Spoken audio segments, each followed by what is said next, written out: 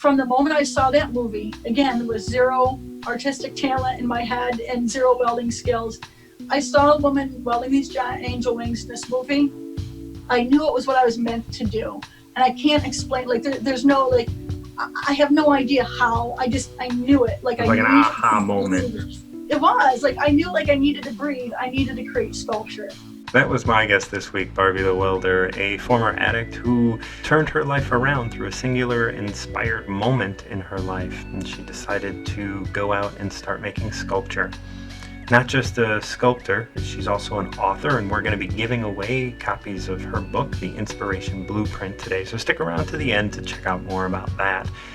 Before we get too far into it, I want to say hello and that you're listening to the Recover Yourself podcast, where we talk about topics you'll be facing while on a journey to recovering yourself.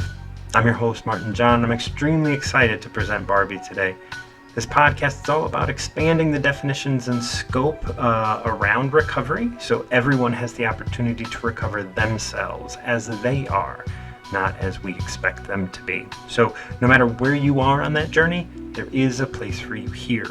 And before we get into this, I want to put out a bit of a warning that Barbie has re-engaged with drinking within her recovery. And this is a choice that some people make. It's not one that I would make for myself, but I am congratulatory and happy that Barbie has found her relationship with alcohol has changed, and I am grateful for her to be sharing with us.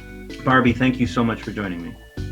I'm honored to be here. Thank you so much for taking your time to talk with me today. Yeah, and I want to start, just because I didn't cover this yet, but when did you first step away from alcohol? Oh my gosh. First stepping away from alcohol, I was really young when I started drinking. The first time I went to AA, I was 15 or 16 years old. Dated a guy that I think he got in trouble and had to go as part of probation, and just in order to spend time with him, I went. I don't think that either of us quit drinking. It's a little bit fuzzy. I don't think either of us quit drinking, but both of us ended up going to the AA. Yeah, his was, because he had to have his little form signed. He had a little paper signed for his PO. But that was my first time actually like experiencing it. First time I stepped away from alcohol when I started drinking actually was when I got pregnant for my son at 16. Okay. And when were you introduced to welding? I found welding at, in 2006, because I started school in 2007. Very cool. And so I utilized an art practice to help me solidify my sobriety.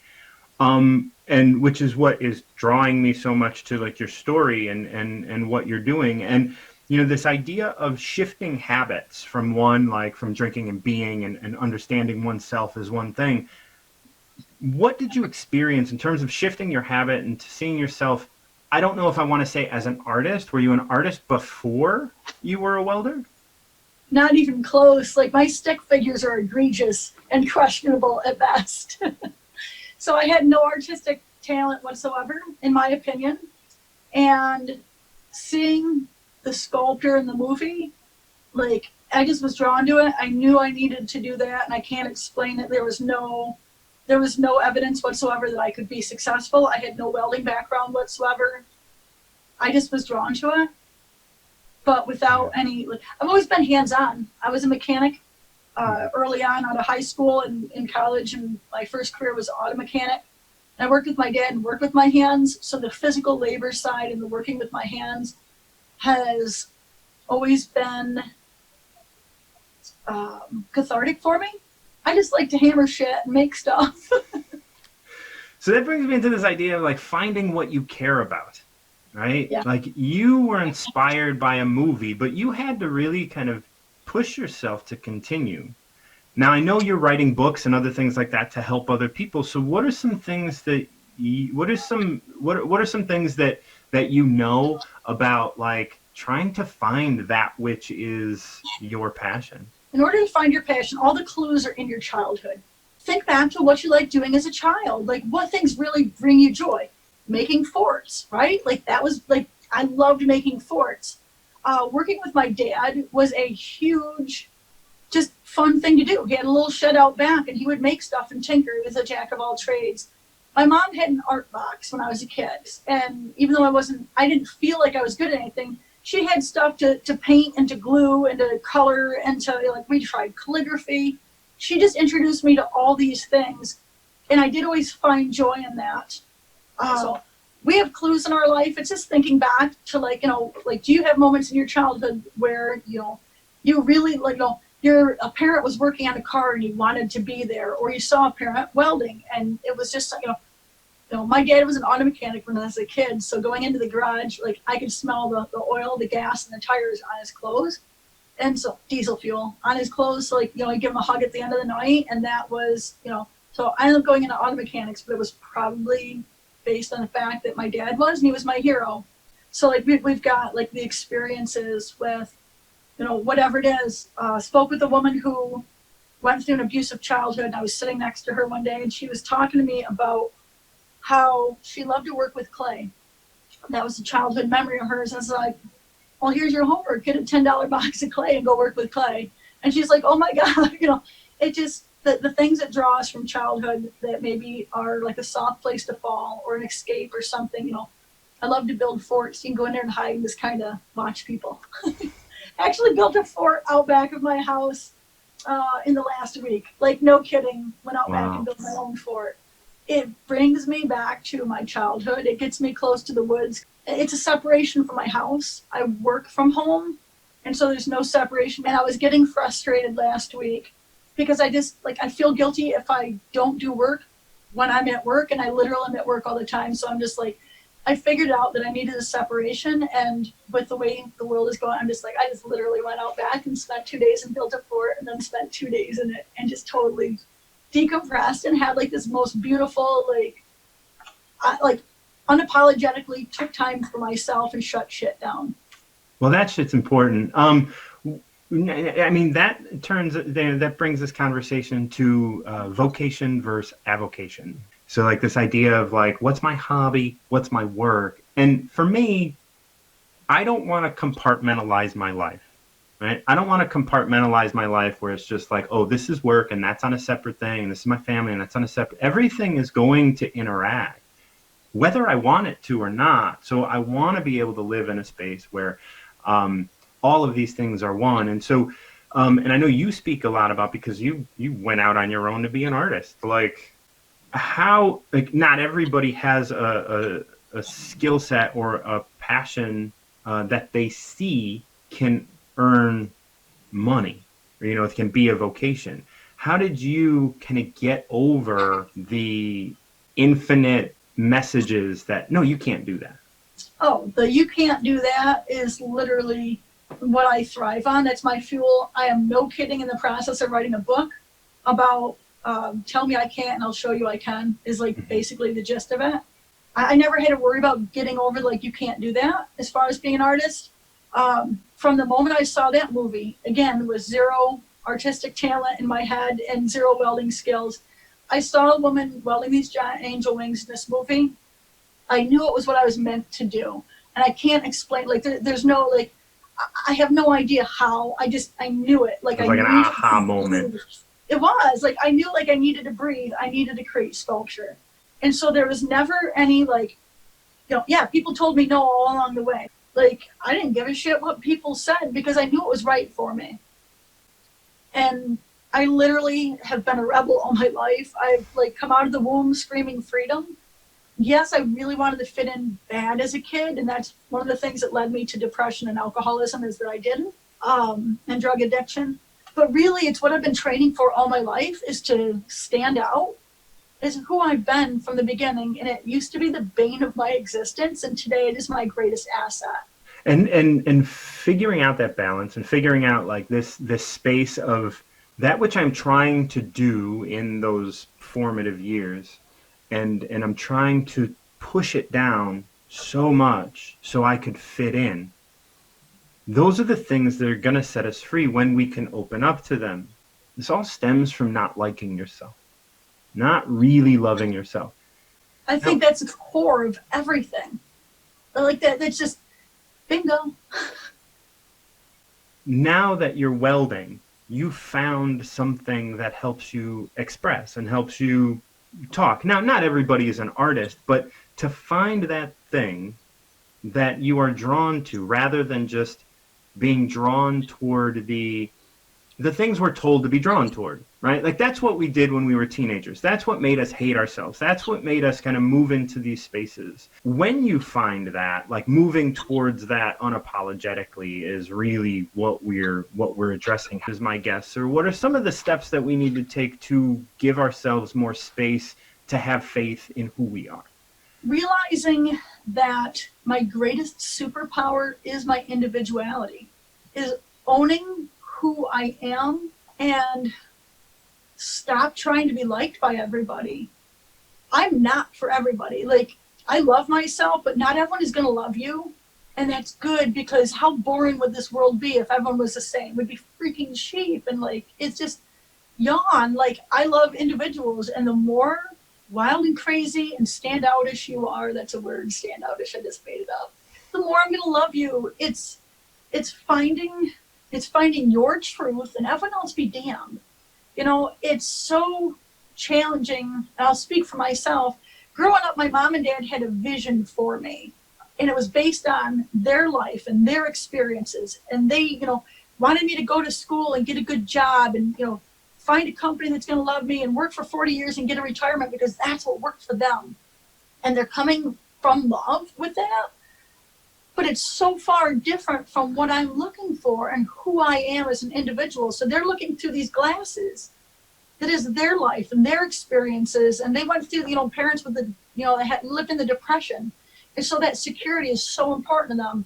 And I'm an Aquarius, and the security is the last thing on my list that I want. Freedom is number one. And so it's total, opposite.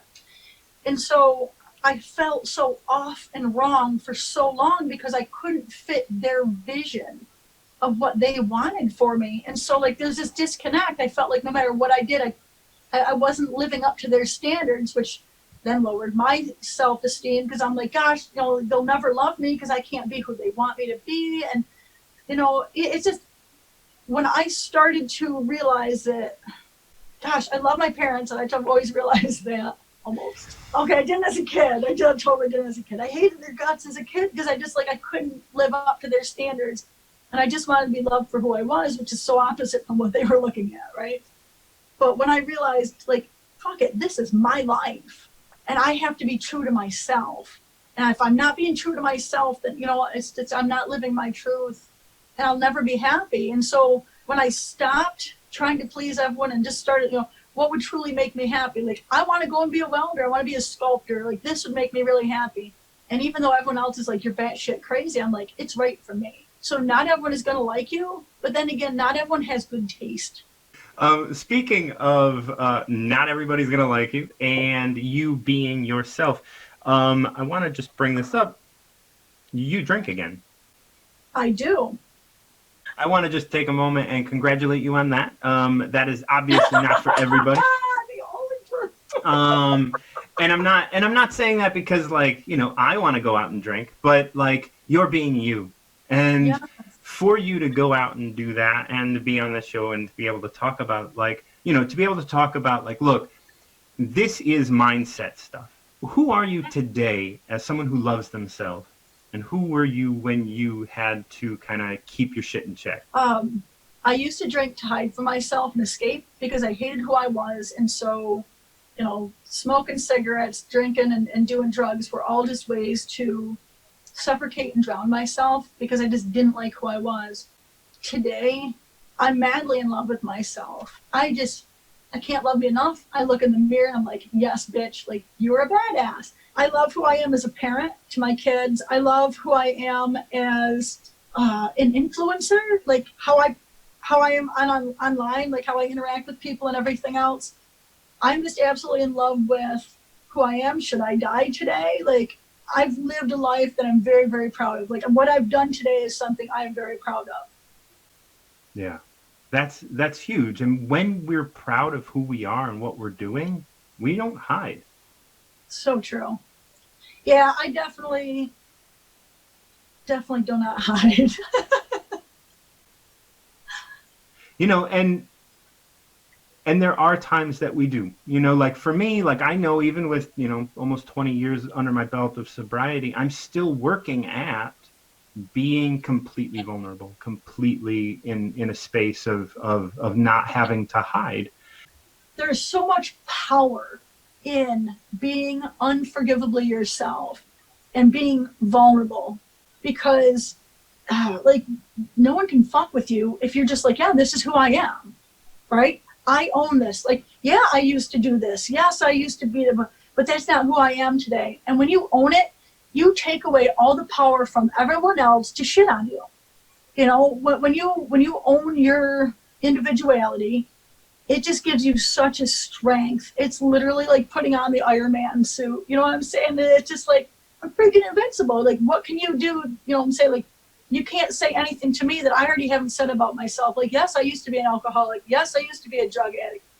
But that's just like, it's not who I am today. And by opening yourself up and being honest about that, it's freeing. Because the minute you start to try to be something for someone else, there is a possibility you're doing it wrong. It's 100% possibility you're doing it wrong, because right. If you're not, either you do you, or like if you're not being true to yourself, then you're not being true to yourself. Thus, every complaint from outside of you, every argument, every criticism hurts, because you can't stand by who you are, because you are trying to be someone else. The truth resonates within us. We feel the truth more than we hear it or see it. We feel it. And so if you're not honest about who you are, that resonates in you, and it vibrates on a negative frequency, which literally radiates out from you. And I don't know if this is like I don't know if esoteric is, I don't know if I'm like fruit, it's like literally a science. We are made up of little particles. We're made up of energy. Everything is energy. And so a lie has a different energy than the truth does. And so when you are truthful, like I can literally sit here and just like, I can feel happiness radiate off me. I'll cry over it. I'm so freaking blessed today. But that's because I've been honest about who I am. Like, and loving myself comes from accepting myself completely. The good, the bad, and the ugly, right? And so like if I lie about like, oh, like someone wants to know something, like you're embarrassed about or whatever, you hide that or you lie about it. It literally, like, the hating yourself is because you're not honest and you're not looking at yourself truthfully. But when you're truthful about it, it literally, like, you just put off a different energy. You feel better. It's literally like when you say like, oh, like, I feel like a weight's been lifted off me. Like, no shit. When you tell the truth, when you're honest about who you are, unforgivably, like, you feel lighter. You feel like you smile. Like, I can't stop smiling in my life because of the decisions I've made about who I am and just about being honest with myself. Like, yeah, I used to fuck a lot of shit up, and like I used to hate myself deeply, and today I can't love myself enough. And that's exactly why it's possible for you to be able to drink. And that's why, because the mindset of addiction, and they talk about addiction as a disease, and they talk about all these things, and I don't necessarily agree with all of that. Because of the fact that, like, addiction isn't the problem. Not loving ourselves is the problem. Right. Take the word disease, and it literally spells dis-ease. Ooh, you're not, look at you go. You're not at ease with yourself. Right. And I know it'd probably be controversial, but yeah, 100% on board with you on that. And I'm not trying to, redefine anything. One of the big things for me is redefining what addiction is. I mean, if we're going to talk about addiction as drugs and alcohol, why don't we add shopping? Like why aren't we adding emotional outburst? Why aren't we adding childish behavior? Why aren't we adding the things that are obviously addictions? And it's because our capitalist society says, well, if those are addictions, then we're in trouble, because hoarding money can't be an addiction. Well, yes, it could, Yeah. So my business is successful today because of my addiction. Yeah.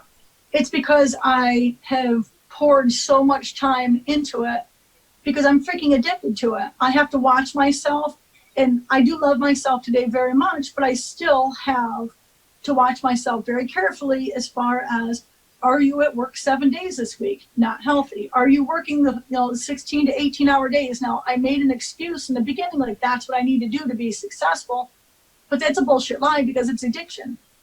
Same thing. Like I work in my house. It's connected to my shop, and so therefore I work 7 days a week. Addiction. It's addictive talk, and I know that.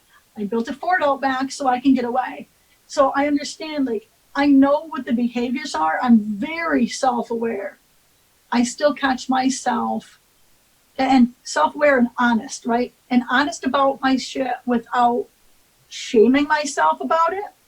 It's being honest, but not being like, bitch, fucked up. Like it's, hey, what you're doing right now, like we need to step away. We need to get out of the house and go for a ride in the truck or on the motorcycle or go play in your Ford Outback. Go build another Ford Outback. I have like 13 Fords Outback. Now I'm addicted to Ford building.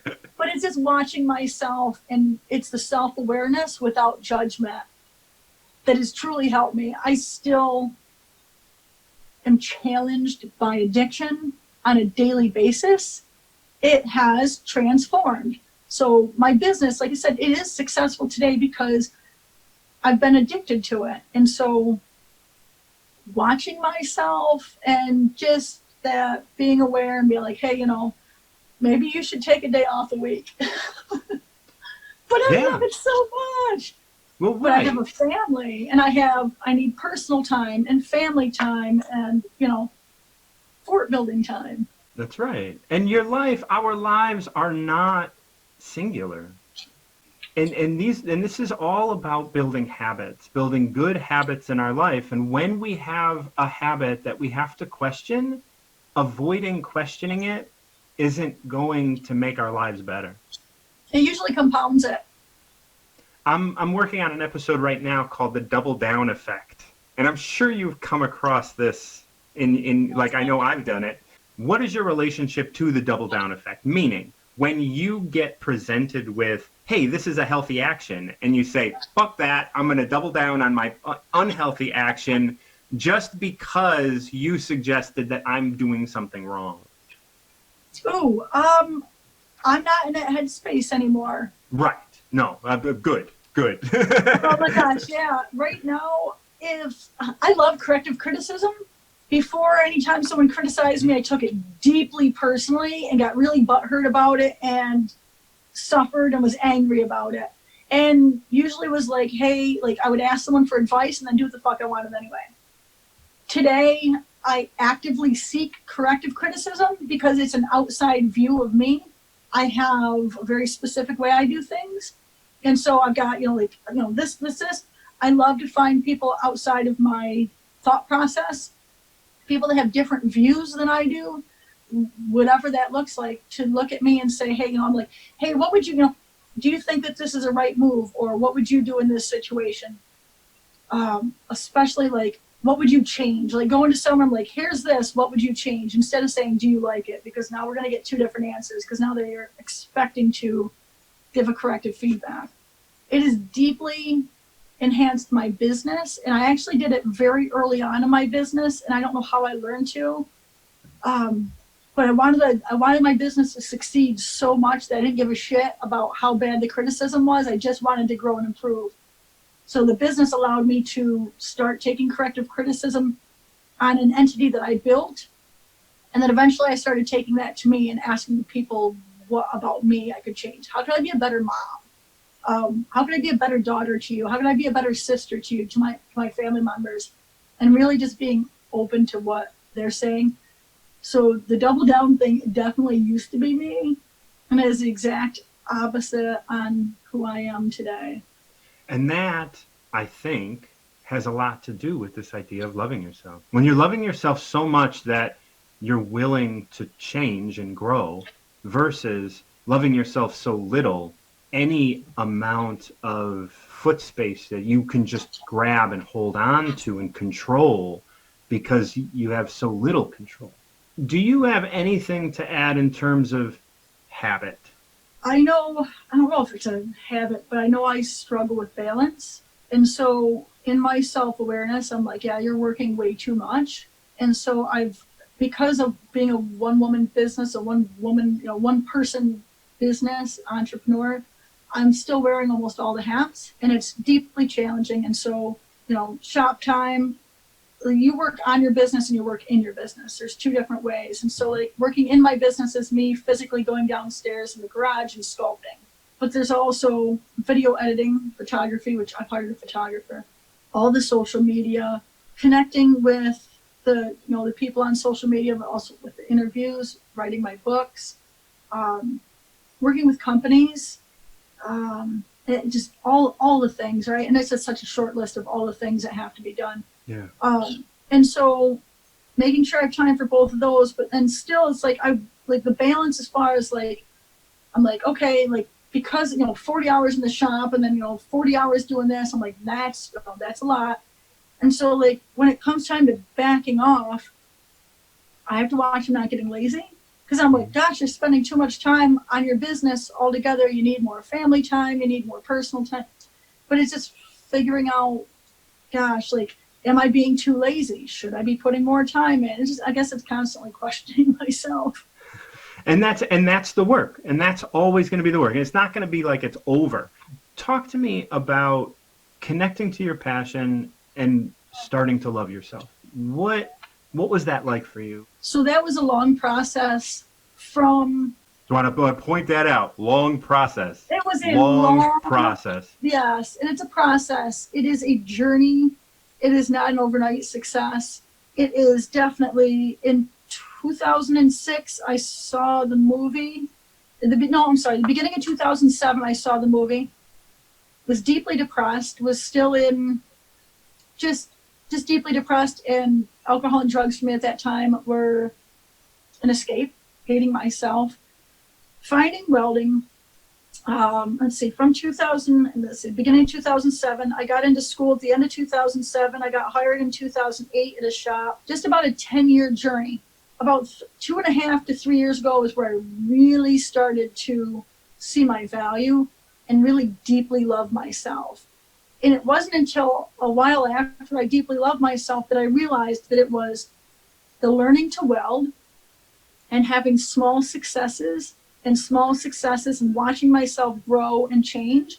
That's what really led myself to start to love myself, because like, as I started to achieve these things, I felt good. Like, it was just like these small little, like, oh, you got the job. Like, you got the job and got paid way more than you expected to. Like, good on you, girl. And then, getting called back from, like going in and learning this stuff and starting to have, little successes, still have failures. Like, I struggled in the beginning. Welding is easy to learn and takes a lifetime to perfect, which you'll never will. And hopefully I will continue to learn for the rest of my life, which hopefully is very long. But having these small successes, started to add up.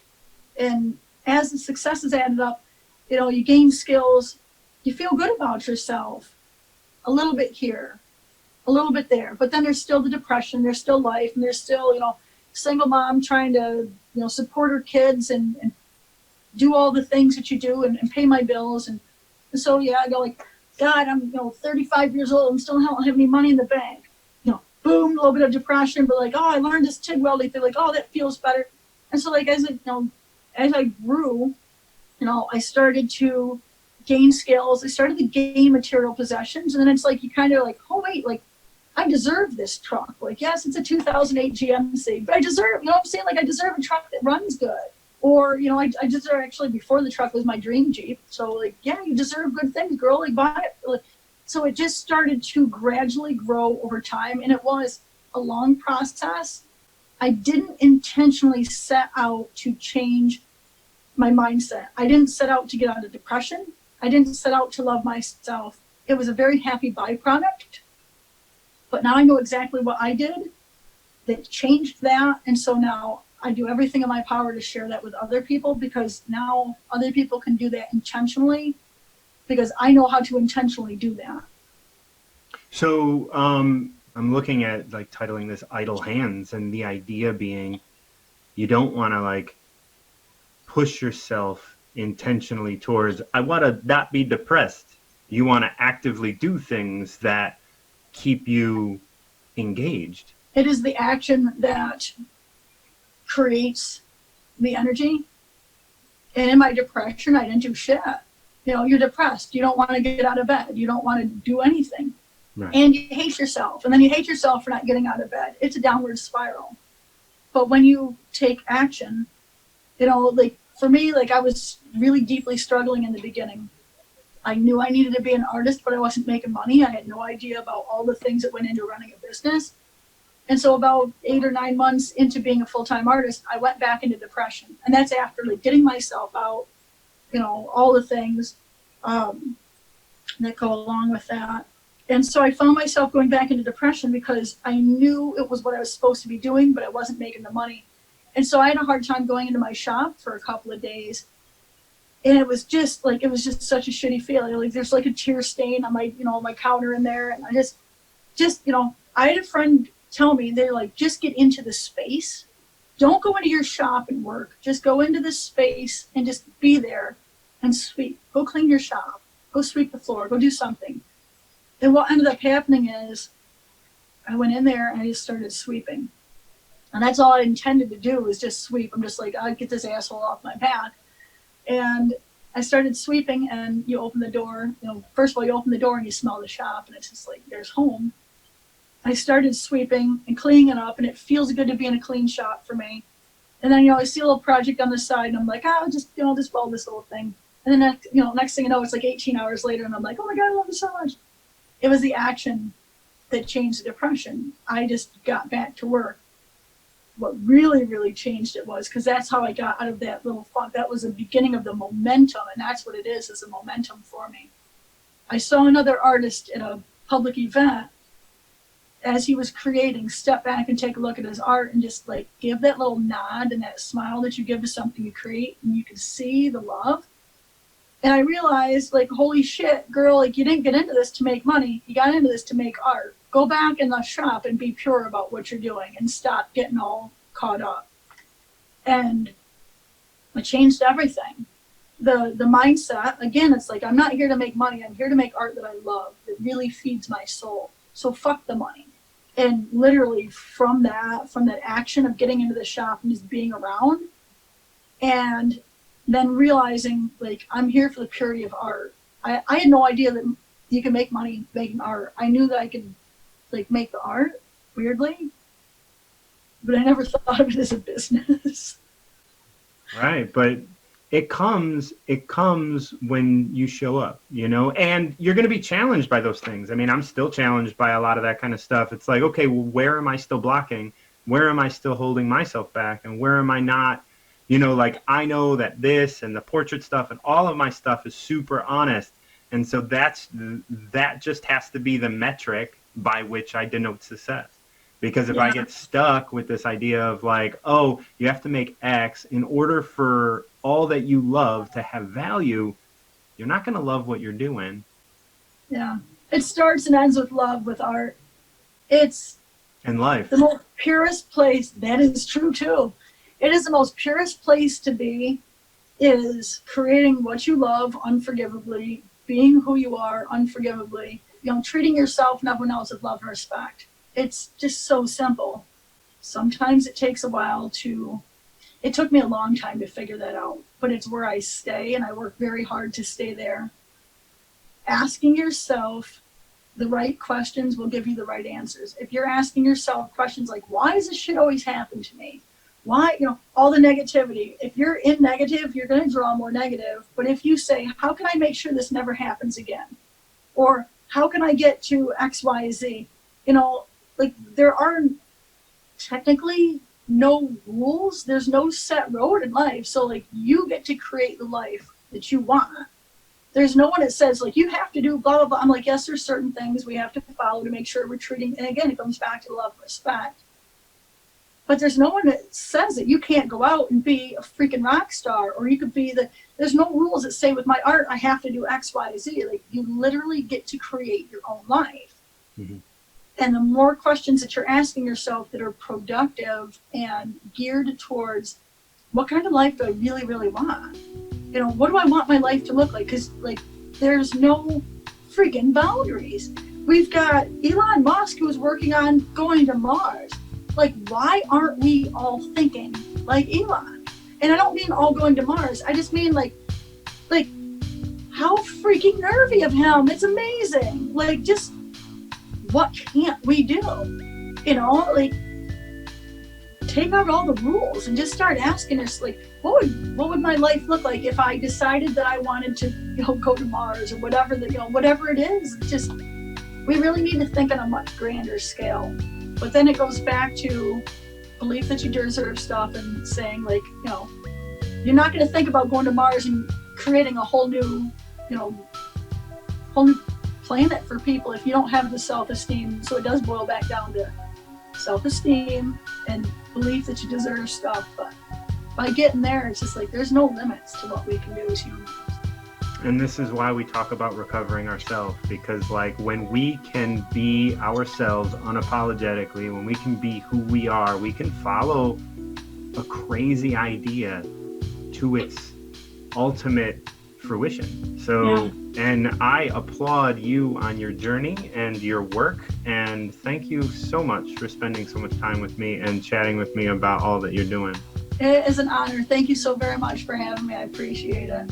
So I want to start by thanking Barbie for her time and openness to talk with me and talk with us about being inspired and moving forward and changing our mindset, because it is an audacious thing to be who we are.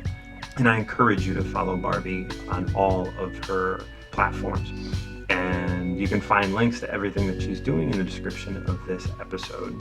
And as was mentioned earlier, there's a Gleam giveaway to win one of 5 copies of Barbie the Welder's The Inspiration Blueprint.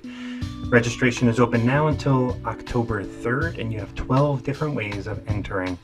You can find links to that in the description of this episode. Please rate and review this podcast and or leave comments for this episode to help me better create helpful content. Support this show on anchor.fm or support me and all of my work on Patreon, where you can get access to unedited content as well as writings and one-on-one access to supporter group portrait sessions with me. I host Recover Yourself workshops regularly and take limited one-on-one clients every month, so contact me when you're ready to work together. Thank you for listening to the Recover Yourself podcast. Until next time, keep recovering yourself.